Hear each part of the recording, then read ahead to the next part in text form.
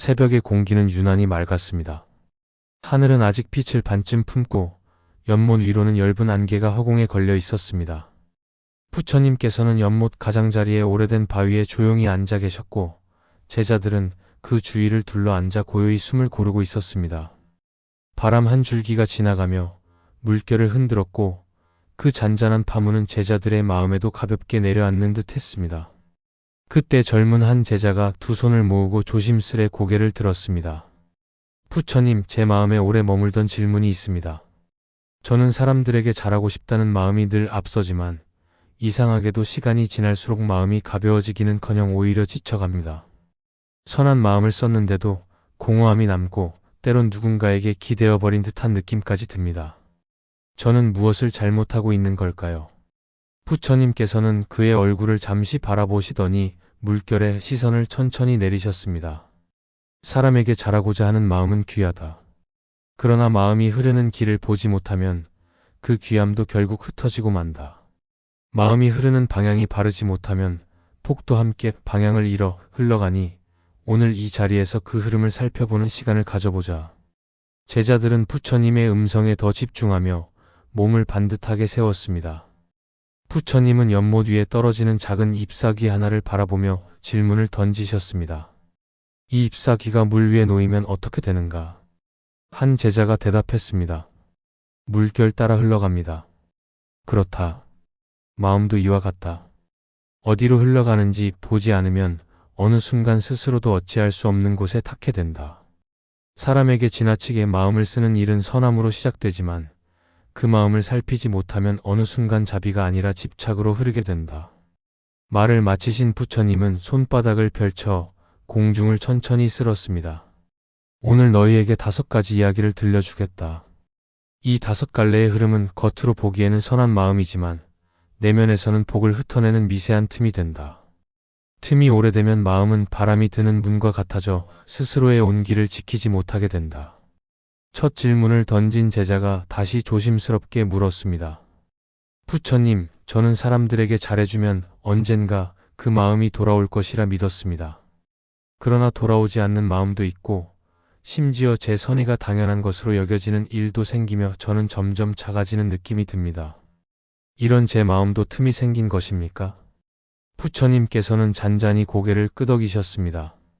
선함은 바람과 같아 막힘이 없을 때 가장 맑고 시원하다.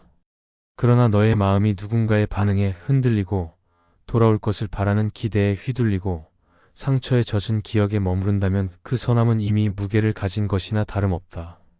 무게가 생기면 선함은 흘러가지 못하고 흘러가지 못하면 결국 너의 마음을 가두게 된다. 연못에서는 작은 물고기 하나가 수면을 건드리며 동그란 파문을 만들었습니다. 부처님은 그 파문을 가만히 바라보며 다시 말을 이어가셨습니다. 너희는 마음이 착한 사람을 종종 복이 많은 사람이라 말한다. 그러나 착함이 복을 부르는 것이 아니다. 착함이 바른 자리에 있을 때 복이 머무는 것이다. 바른 자리란 무엇인가?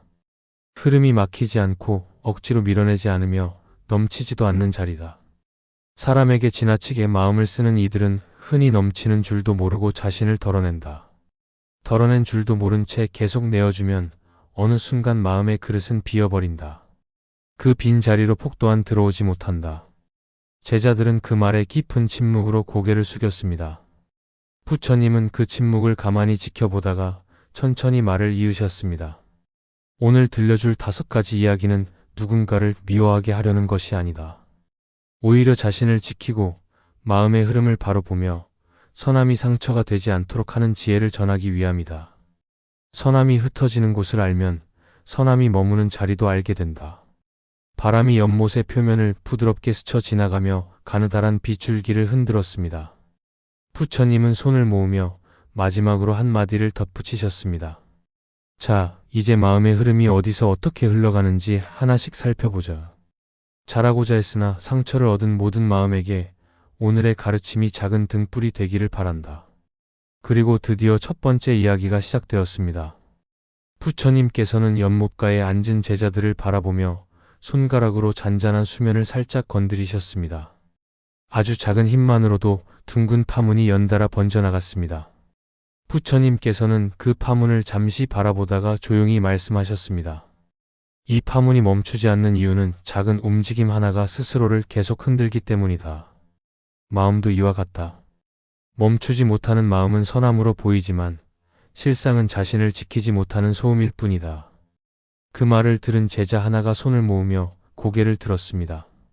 부처님, 저는 누군가 부탁을 하면 거절이라는 말을 거의 해본 적이 없습니다. 상대가 부담스러워할까 두렵고 제가 냉정한 사람처럼 보일까 두렵습니다. 그래서 늘 허락하고 돕고 챙기다 보니 어느 순간 제 삶의 시간이 저의 것이 아닌 듯합니다. 저는 왜 이렇게 멈추기가 어려운 걸까요? 부처님은 미소도 짓지 않고 꾸짖지도 않은 채 조용히 제자의 눈을 바라보셨습니다. 내 마음이 멈추지 못하는 이유는 선함이 지나쳐 흐름을 잃었기 때문이다. 선함은 흐르는 물과 같아 스스로의 방향을 알고 흘러야 한다. 그러나 거절하지 못하는 마음은 흐름이 아니라 넘침이다. 넘치는 물은 밭을 적시지 못하고 결국 흘린 자리만 젖게 할 뿐이니 아무리 마음을 써도 그 마음이 복으로 돌아오지 않는 것이다. 부처님은 연못가 옆에 놓인 작은 그릇을 들어 보이셨습니다. 그릇 안에는 밤새 내린 맑은 물이 고여 있었습니다. 이 그릇에 물을 채우는 것은 착한 일이다. 그러나 그릇이 가득 찬 뒤에도 계속 물을 붓는다면 어떻게 되겠느냐? 제자가 대답했습니다. 결국 흘러 넘칩니다. 그렇다. 넘치는 물은 아무에게도 머물지 못한다. 멈추지 못하는 선함은 넘치는 물과 같아 너의 힘을 흐트리고 너의 시간과 정성을 흘려보낸다. 마음을 쓰려는 것이 잘못이 아니다. 멈추지 못하는 것이 문제다. 제자는 부처님의 말에 마음 깊이 파고드는 울림을 느끼며 숨을 고르듯 고개를 끄덕였습니다. 부처님, 저는 상대가 원하는 것을 들어주어야만 저의 선함이 인정받는다고 믿었습니다. 그러다 보니 저는 늘 예라고만 말했고 거절하라는 마음의 신호가 올라와도 그것을 억누르고 살았습니다. 그러다 보니 어느 날 저는 제 마음이 어떤지조차 알아채지 못하게 되었습니다. 부처님은 가만히 나뭇가지를 들어 연못 위에 얹었습니다. 나뭇가지는 물 위로 잠깐 떠올랐다가 이내 비틀려 가라앉았습니다. 너희는 흔히 선함이란 흘러가야 한다고 말한다. 그러나 흘러가려면 깊이가 있어야 한다. 깊이가 없는 마음은 작은 외풍에도 흔들리고 작은 무게에도 가라앉는다. 거절하지 못하는 마음은 겉으로는 따뜻해 보이지만 속으로는 자기 자신을 단단히 붙들 힘이 약하다. 그런 마음 위에 선행이 쌓이면 결국 무게를 버티지 못해 가라앉게 된다. 가라앉은 마음에는 복도 머물지 못한다. 한 제자가 조심스레 입을 열었습니다. 부처님, 거절을 하면 인연이 멀어질까 두렵습니다. 가까운 사람일수록 더 그렇습니다. 혹시 제가 마음을 닫았다고 오해할까 걱정이 됩니다. 부처님은 천천히 고개를 저으셨습니다. 거절은 마음을 닫는 것이 아니다. 마음의 모양을 바로 세우는 것이다. 내 마음이 어떤지 말하지 못하면 상대는 너의 그릇이 얼마나 남았는지 모른다. 아무도 모르는 그릇은 결국 스스로 깨지고 만다. 깨진 그릇은 물을 담을 수 없으니 너의 선함 또한 그릇 위에 머물지 못한다. 그 순간 바람이 지나가며 제자들의 옷자락이 부드럽게 흔들렸습니다. 부처님은 그 바람의 흐름을 느끼며 다시 부드럽게 말씀하셨습니다. 멈추지 못하는 마음은 언제나 스스로를 먼저 잃는다.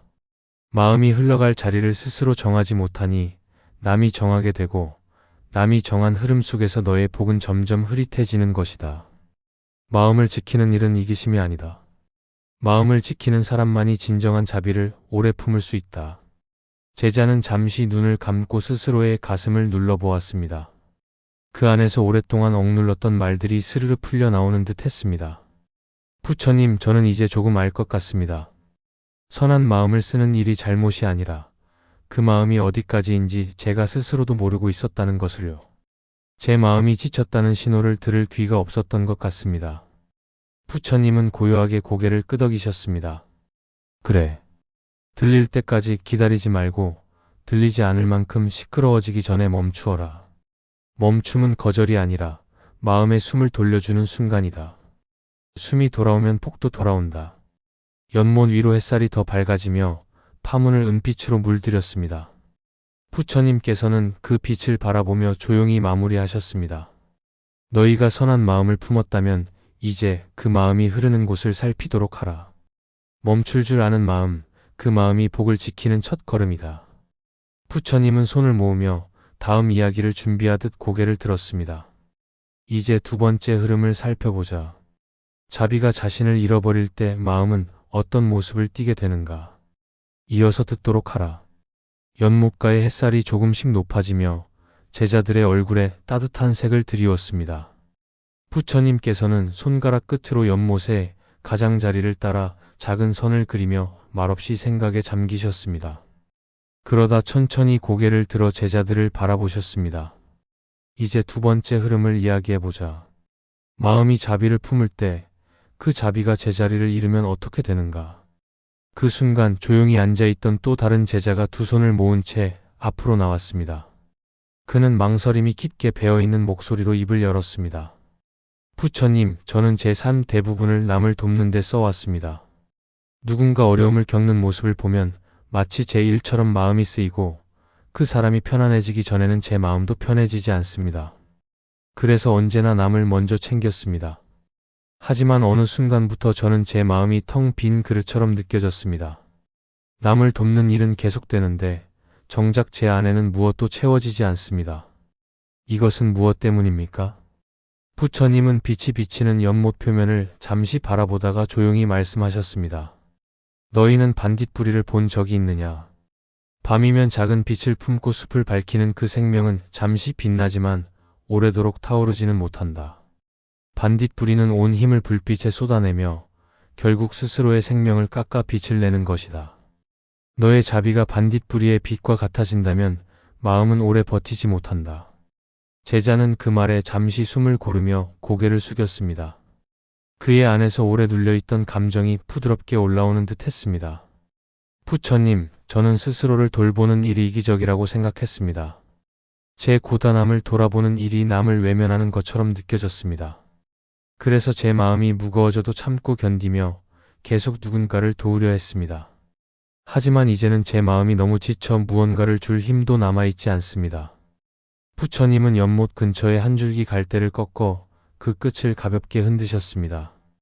갈대는 바람에 따라 흔들리면서도 중심을 잃지 않았습니다. 갈대는 바람을 피하려 하지 않는다. 그러나 바람에게 자신을 내어주지도 않는다. 바람이 지나가면 갈대는 다시 제자리로 돌아온다. 이것이 자연의 길이다. 너희의 마음도 이와 같아야 한다. 남을 돕는 마음이 바람처럼 지나가면 고요해야 할 너의 중심으로 돌아와야 한다. 그러나 스스로 돌아오지 못하면 너의 마음은 바람의 방향에 따라 흔들리고 결국 그 흔들림이 너를 지치게 한다. 부처님은 제자의 눈을 바라보며 물었습니다. 너는 언제 마지막으로 너의 마음을 들여다보았느냐? 제자는 입을 떼지 못한 채 침묵에 잠겼습니다. 부처님은 그 침묵을 답으로 받아들이듯 조용히 고개를 끄덕였습니다. 너 자신에게 눈길을 주지 않는 사람은 세상의 어떤 인연에게도 온전히 눈길을 줄 수 없다. 너의 마음이 가볍지 않다면 너의 자비도 가벼울 수 없고 너의 자비가 가벼울 수 없다면 그 자비는 결국 짐이 된다. 짐이 된 자비는 너의 복을 줄이지 너의 삶을 채우지 못한다. 부처님은 주변의 제자들을 천천히 둘러보며 말을 이었습니다. 너희는 종종 남에게 먼저 마음을 쓰면 더 큰 복이 돌아올 것이라 여긴다. 그러나 복은 남을 위해 사용한 마음의 크기에 따라오는 것이 아니다. 복은 마음이 지닌 고요함과 균형 위에 머문다. 균형이 이뤄진 자비는 아름다워 보일지라도 그 안에서 마음은 기력이 소모되고 기력이 소모된 마음에는 복이 머물 틈이 없다. 한 제자가 손을 들고 물었습니다. 부처님, 그렇다면 자비를 베풀 때 어느 정도까지가 바른 한계입니까? 저는 누군가를 돕고 싶다는 마음이 들면 끝까지 해주어야 한다고 생각해 왔습니다. 그러나 그 끝이라는 것이 도대체 어디인지 알 수 없습니다. 부처님은 연못 위로 떠오르는 햇빛의 반짝임을 가리키며 대답하셨습니다. 햇빛은 모든 것을 비추지만 한 곳에 오래 머물지 않는다. 그 빛이 머무르는 동안에는 따뜻함을 주지만 빛이 움직이지 않으면 불에 타고 만다. 자비도 이와 같다. 자비는 머물 때 머무름을 아는 지혜가 있어야 하고 떠날 때를 아는 지혜도 있어야 한다. 떠나지 못하는 자비는 이미 자비가 아니라 억압이다. 억압을 품은 마음에 복이 깃들 수 없지. 제자의 눈가가 흔들렸습니다. 자신을 소진시키면서까지 누군가를 돕던 기억이 머릿속에 주마등처럼 스쳐갔습니다. 부처님은 그 마음을 읽는 듯 부드러운 음성으로 덧붙였습니다. 너는 선함을 잃은 것이 아니다. 다만 너의 선함이 자신에게 돌아올 길을 잃었을 뿐이다. 선함이 너에게도 머물 수 있도록 그릇을 다시 만들어야 한다. 그 그릇이 있어야 자비가 흘러도 흘러넘치지 않고 폭 또한 고요히 머문다. 연못의 물결이 잔잔히 흔들리며 햇살을 수천 조각으로 나누었습니다. 부처님은 그 빛을 바라보며 장을 마무리하셨습니다. 너 자신을 잃어버리는 자비는 선함의 길이 아니라 방황의 길이다. 자비가 제자리를 찾을 때 비로소 복도 제자리를 찾는다. 이제 세 번째 흐름을 살펴보자. 감사 없는 인연이 남기는 흔적이 왜 마음의 빛을 가리는지 그 이치를 들려주겠다. 아침 햇살이 점점 높아지자 연못의 물결은 금빛을 머금고 부드럽게 흔들렸습니다. 제자들은 부처님 주위에 고요히 앉아 있었고 방금 들은 가르침을 마음속 깊이 되새기며 각자의 생각에 잠겨 있었습니다. 그때 한 제자가 조용히 부처님 앞에 나섰습니다. 그는 말문을 열기 전 잠시 숨을 고르며 가슴속 깊은 곳을 쓰다듬는 듯 했습니다. 부처님, 저는 누구에게든 도움을 줄 때 마음을 다해왔습니다. 비가 오는 날이면 우산을 나누어 주고 누군가 힘들어 보이면 끝까지 손을 놓지 않았습니다. 그런데 그들이 제 마음을 소중하게 여기기는커녕 어느 순간부터는 당연한 것으로 받아들이는 듯 했습니다. 감사라는 말은 사라지고 제가 하지 않으면 오히려 원망을 들을 때도 있었습니다. 저는 왜 이렇게 마음이 탁해지는지 알 수가 없습니다. 부처님은 연못 위를 스치는 바람을 바라보다 천천히 그의 얼굴을 보셨습니다. 너는 메아리를 들어 본 적이 있느냐? 제자는 잠시 고개를 갸웃하다가 대답했습니다. 산에 갔을 때 소리를 내면 같은 소리가 다시 돌아오는 것을 들었습니다. 부처님은 조용히 고개를 끄덕이셨습니다. 그래. 메아리는 자신이 보낸 소리가 되돌아오는 것이다. 그런데 어떤 협곡은 아무리 크게 외쳐도 메아리가 돌아오지 않는다. 소리를 삼킨 채 돌려주지 않는 것이다. 부처님은 손가락으로 연못을 살짝 건드려 잔물결을 일으키며 말씀을 이어갔습니다. 감사가 없는 인연은 메아리가 없는 협곡과 같아. 너의 마음은 분명히 흘러갔지만 그 울림이 아무런 형태로 돌아오지 않는다. 돌아오지 않는 마음은 반드시 너를 비워낸다. 비워내는 일이 선함을 깊게 하는 것 같지만 울림이 없는 비움은 결국 너의 빛을 줄이는 방향으로 흐르게 된다. 제자는 그 말을 들으며 오래된 기억을 떠올린 듯 눈을 감았습니다. 저에게 늘 도움을 받으면서도 마치 제가 그 일을 당연히 해야 하는 사람처럼 대했던 이들이 있습니다. 처음엔 괜찮았지만 반복되니 제가 왜 이렇게 허전한지 이해할 수 없었습니다. 그들이 고마움을 표현하지 않았다는 사실이 왜 이렇게 마음을 무겁게 하는지 모르겠습니다.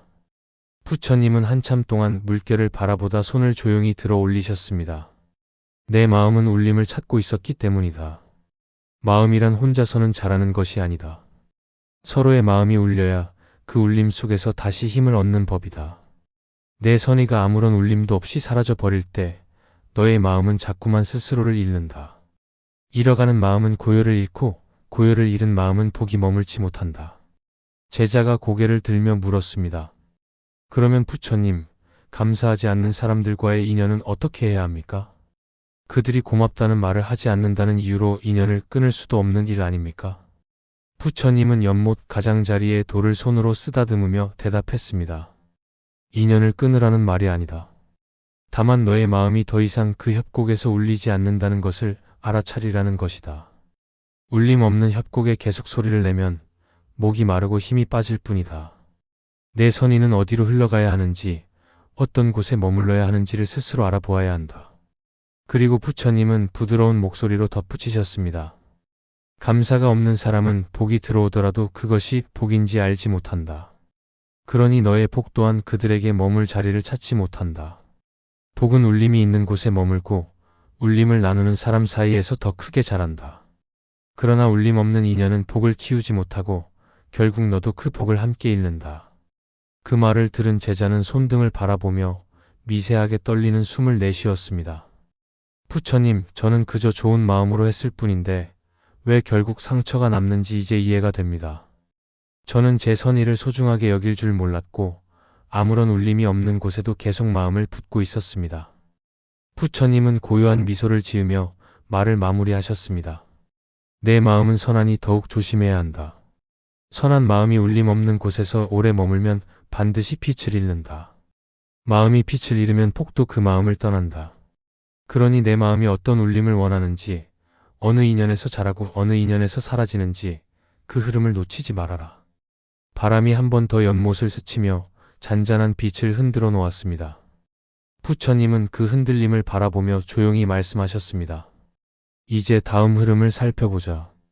변화할 마음이 없는 이들에게 계속 마음을 쓰면 왜 복이 흩어지는지 그 까닭을 전해주겠다. 부처님께서 세 번째 이야기를 마치시자 제자들은 깊은 숨을 내쉬었습니다.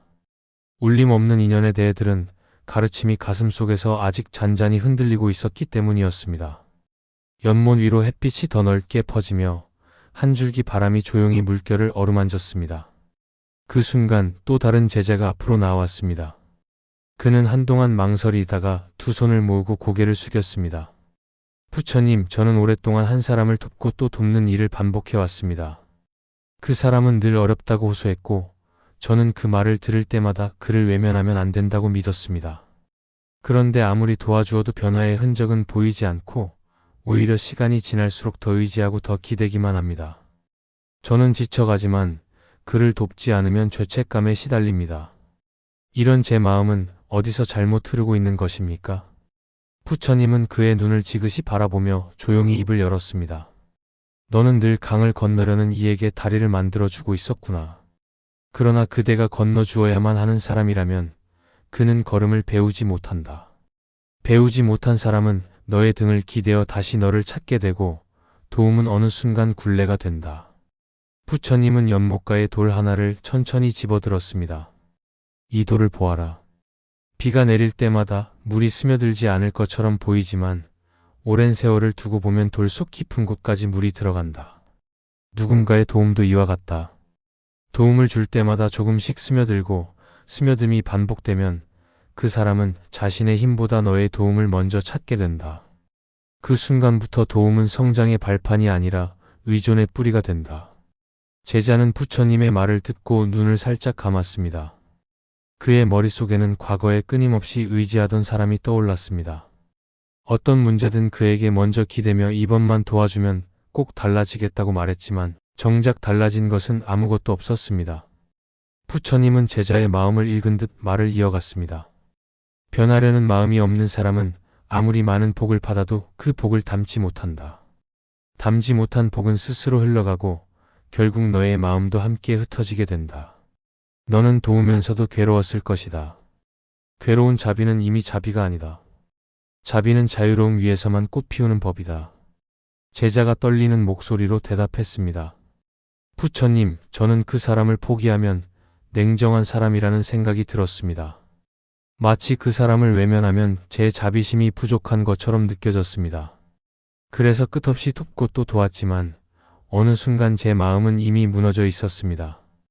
부처님은 부드럽게 고개를 흔들며 대답했습니다. 포기하는 것과 멈추는 것은 다르다.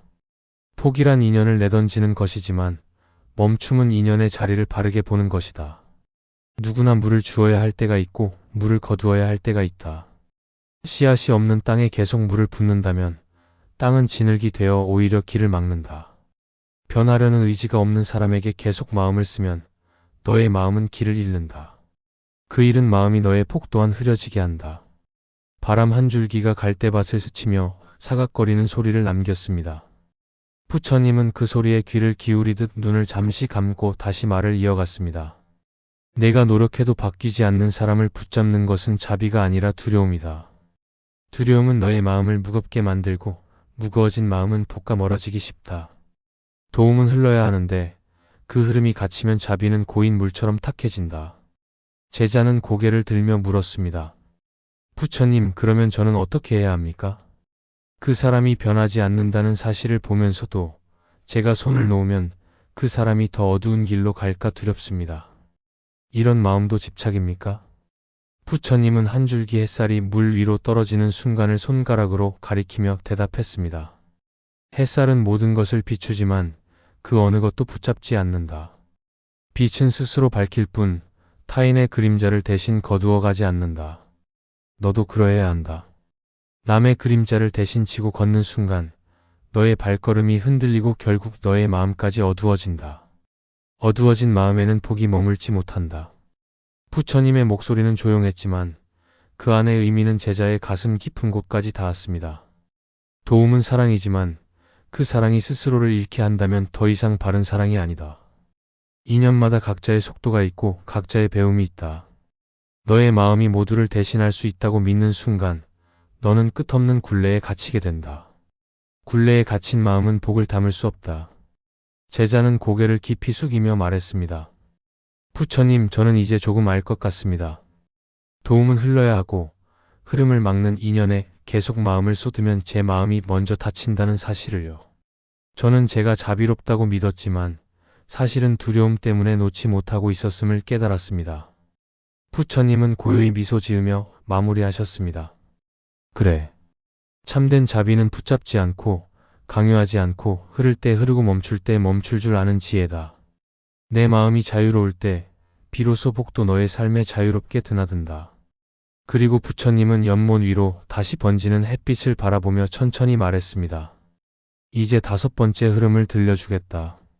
너희가 아무리 선한 마음을 써도 왜 그것이 상처로 되돌아오는지, 그리고 그 상처가 복을 어떻게 흐려놓는지 그 마지막 원리를 살펴보자.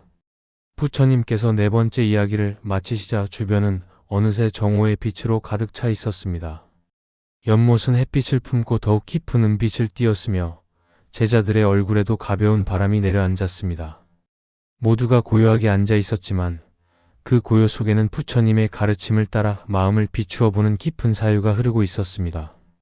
그때 가장 나이가 어린 제자가 두 손을 모으고 조심히 앞으로 나왔습니다. 그는 떨리는 목소리로 입을 열었습니다. 부처님, 저는 어릴 때부터 남보다 먼저 욕심을 버리고 남을 먼저 챙기는 것이 곧 선함이라고 배워왔습니다. 그래서 제 자리는 늘 뒤였고 제 마음은 늘 참아야 한다고 생각했습니다. 사람들에게 잘해주는 일은 제게 기쁨이었지만 어느 순간부터 저는 제 감정이 사라지는 듯한 느낌을 받았습니다. 저는 제 마음을 들여다보는 것이 어색해졌습니다. 부처님, 왜 저는 제 자신을 소중히 여기는 일이 이렇게 어려운 것입니까? 부처님은 그를 바라보며 조용히 물으셨습니다. 너는 새들이 날아오르는 것을 본 적이 있느냐? 제자는 고개를 끄덕였습니다. 예, 부처님. 새들은 바람을 타고 날아오르지요. 부처님은 연못 위로 떨어지는 햇빛을 손가락으로 가리키며 말씀하셨습니다. 그래. 그러나 바람이 아무리 좋아도 새가 스스로 날개를 펼치지 않으면 날아오를 수 없다. 날개를 접고 바람만 바라본다면 아무리 넓은 하늘이라도 그 새의 길이 되지 못한다. 부처님은 어린 제자의 눈을 깊게 바라보며 말을 이어갔습니다. 너는 남을 위해 날개를 접고 있지 않았느냐? 다른 이들이 편안해지기를 바라며 스스로의 마음을 뒤로 미루지 않았느냐? 자신을 뒤로 미루는 겸손은 덕이 아니다. 스스로를 소중히 여기지 못하는 마음은 바람을 잃은 새와 같다. 바람이 있어도 날아오르지 못하고 길이 있어도 걷지 못한다. 너의 복 또한 그 마음의 자리를 찾지 못해 떠나게 된다. 어린 제자는 고개를 숙이며 조용히 대답했습니다. 부처님, 저는 늘 제 욕심을 버리면 복이 더 들어온다고 믿었습니다. 그래서 제가 원하는 것은 항상 나중으로 미루고 남이 바라는 것을 먼저 들어주었습니다. 그런데 어느 날 제 안에서 기쁨이 사라지고 아무리 도와도 마음은 공허했습니다. 이것이 스스로를 잃었다는 뜻입니까? 부처님은 연못가의 작은 풀잎을 손가락으로 가볍게 쓸었습니다. 풀잎은 미세한 바람에도 흔들렸지만 다시 천천히 제자리를 찾아 돌아왔습니다. 바람이 지나갈 때 풀잎이 흔들리는 것은 자연스러운 일이다. 그러나 바람이 지나간 뒤에도 흔들림이 멈추지 않는다면 그것은 풀잎이 아니라 뿌리가 흔들리고 있는 것이다. 너의 마음도 그와 같다. 남을 위해 마음이 흔들리는 것은 선함이다.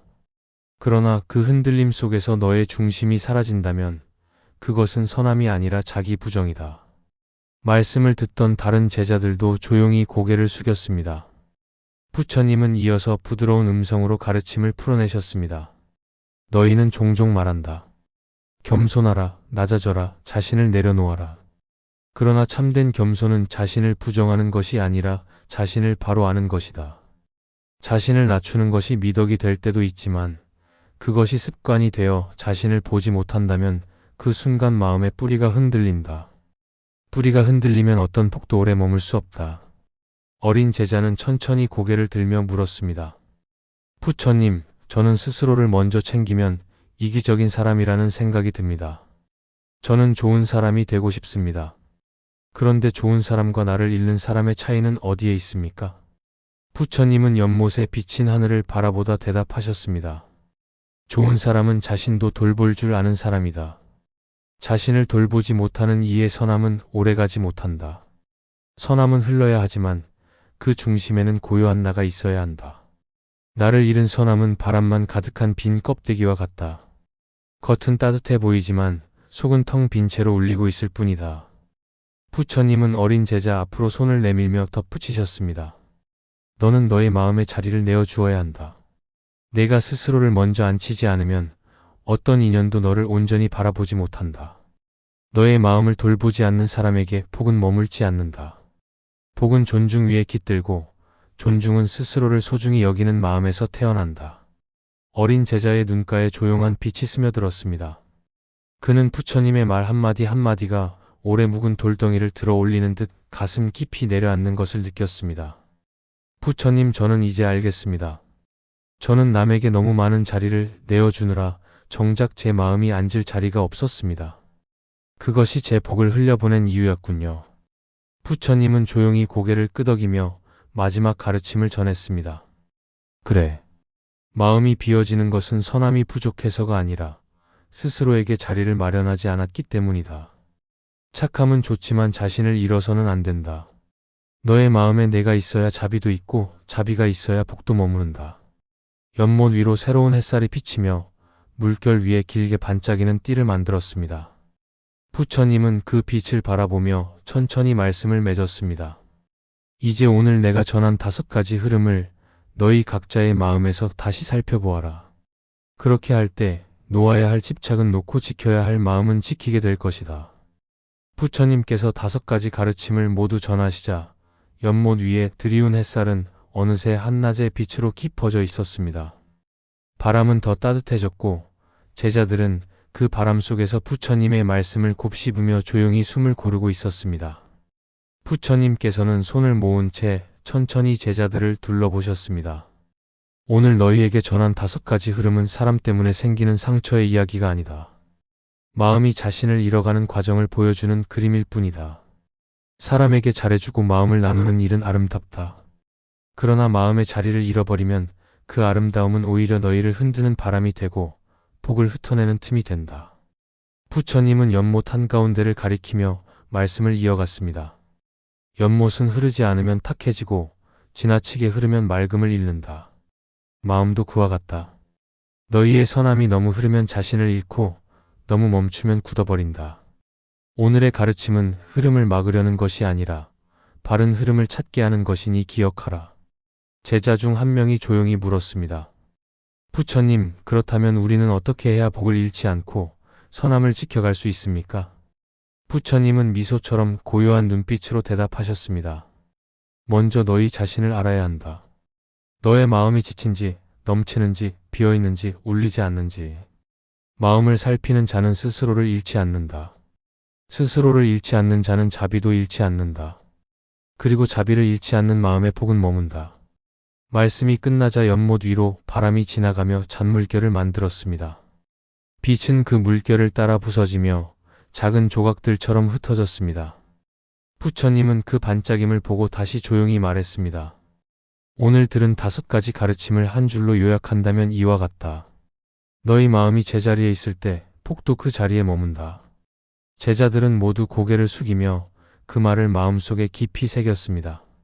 누구도 말을 잇지 않았습니다. 침묵 속에서 부처님 말씀의 울림이 각자의 마음 바닥에 가라앉아 천천히 빛을 만들고 있었기 때문입니다. 부처님께서는 그들을 따뜻하게 바라보며 마지막으로 덧붙였습니다. 너희가 스스로를 소중히 여기기를 바라노라. 너희의 마음에 자리를 내어주기를 바라노라. 그 마음에서 싹트는 고요가 너희의 복이고 그 고요를 지키는 일이 너희의 길이다. 그리고 부처님은 천천히 일어나 연못가를 걸어 나가셨습니다. 그 뒤를 따르는 제자들의 발걸음 역시 가벼웠습니다. 그들의 마음속에서는 이제 더 이상 흔들리는 물결이 아니라 깊고 잔잔한 고요가 피어오르고 있었기 때문입니다.